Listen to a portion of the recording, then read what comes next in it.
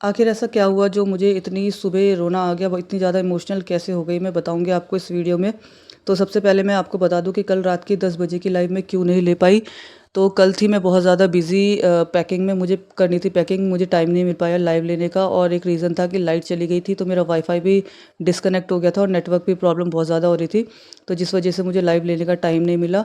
और ये पैकिंग आखिर हम क्यों कर रहे हैं, ये बताती हूँ मैं आपको आगे वीडियो में। और मुझे सुबह 3 बजे उठना था, जिसकी वजह से मुझे जल्दी सोना पड़ा। ख़ैर नींद तो नहीं आई रात को, टूट-टूट के नींद आ रही थी क्योंकि 3 बजे सोना था, तो इतनी जल्दी नींद नहीं आ रही थी।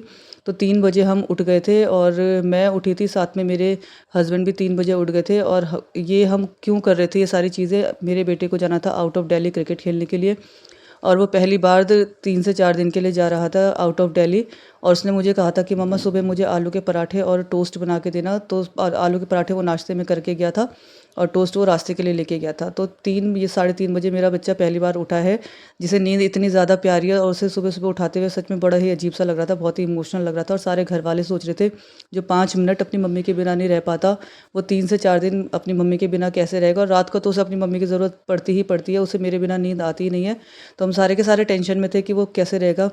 ख़ैर ये तो एक लाइफ़ का हिस्सा है, बच्चे ऐसे ही बड़े होते हैं। एज़ अ पेरेंट और एज़ अ फैमिली हम लोगों को तो ऐसा इमोशनल हम हो ही जाते हैं कि हमारा बच्चा कैसा रहेगा।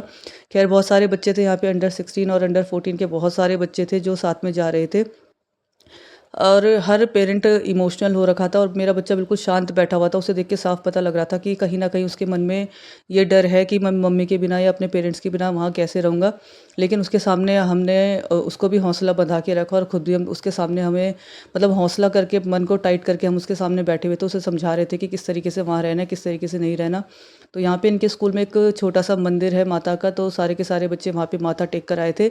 बहुत एक्साइटेड लग रहे थे। बड़े बच्चे जो थे अंडर 16 के थे वो ज़्यादा एक्साइटेड लग रहे थे। और अंडर 14 वाले जो बच्चे थे थोड़े से डरे हुए थे, क्योंकि मम्मी से दूर रहना शायद उनके लिए अभी पॉसिबल नहीं है। जैसा मेरा बच्चा डरा हुआ है, तो अंडर 14 के और बच्चे भी थोड़े सहमे हुए से लग रहे थे। ख़ैर हमने उन लोगों को करा सी ऑफ और माता रानी का जयकारा लगा के उनकी बस निकल गई थी। अब बच्चे, अब क्या करें, अब अपने सामने बच्चों को दूर जाता हुआ देखा भी नहीं जाता। थोड़े इमोशनल हम लोग हो गए थे, लेकिन बड़ी मुश्किल से हमने अपने आप को रोका हुआ था। और विश करते हैं कि जीत के आए हार के आए वो एक अलग चीज़ है, लेकिन अपना बेस्ट दे के आए। कम से कम बच्चा बाहर निकला और बाहर निकल के देखेगा, बाहर की दुनिया को देखेगा, कुछ सीखेगा। तो वहाँ तो मैंने अपने आप को बहुत मुश्किल से रोका हुआ था, लेकिन घर पे आने के बाद मैं अपने आप को रोक नहीं पाई। और जब मैंने बिस्तर खाली देखा तो मैं अपने बेटे को बहुत ज़्यादा मिस कर रही थी। और अभी लिटरली मुझे अभी भी मुझे बहुत ज़्यादा रोना आ रहा है, ये डबिंग करते समय, ये वॉइस ओवर करते समय। और मतलब बहुत ज़्यादा मिस कर रही हूँ मैं उसको। मैं क्या पूरी बड़ी मुश्किल से वॉइस ओवर मैं पूरी कर पा रही हूँ। आई होप मेरी आवाज़ डगमगा नहीं रही होगी, और अगर थोड़ी सी भी डगमगा रही होगी तो प्लीज़ आज थोड़ा सा एडजस्ट कर लेना, क्योंकि बहुत ही इमोशनल सीन है।